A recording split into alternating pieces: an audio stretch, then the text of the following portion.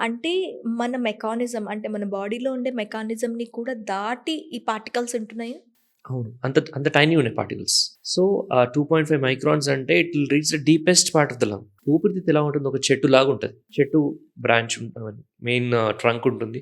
తర్వాత బ్రాంచెస్ ఒస్తాయి. Sub branches ఒస్తాయి. అలాగా ఒక 26, 27 బ్రాంచెస్ ఉంటాయి లోపల మనకి. Okay.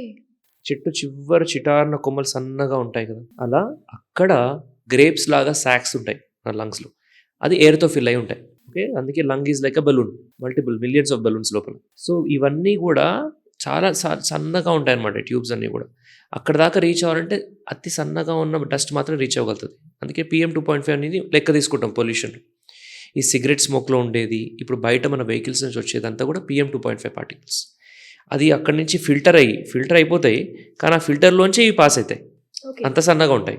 There tinier than a filter. Okay. The pores in the filter కంటే tiny. So, that's how they reach the blood. అక్కడి నుంచి అన్ని ఆర్గన్స్‌కెళ్తాయి. ఇవి కాకుండా PM10 పార్టికల్స్ అంటాం.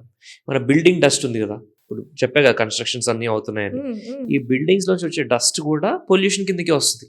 ఓకే. ఇప్పుడు when you go to Nanakramguda, Narsingi or Kokapet you see lot of అంటే ఏదో మడ్డి లాగా ఉంటుంది మొత్తం. మొత్తంగా లుక్ గ్రీనిష్‌గా ఉంటుంది. ఎంత బ్లూ స్కై కనపడదు అక్కడ మీకు.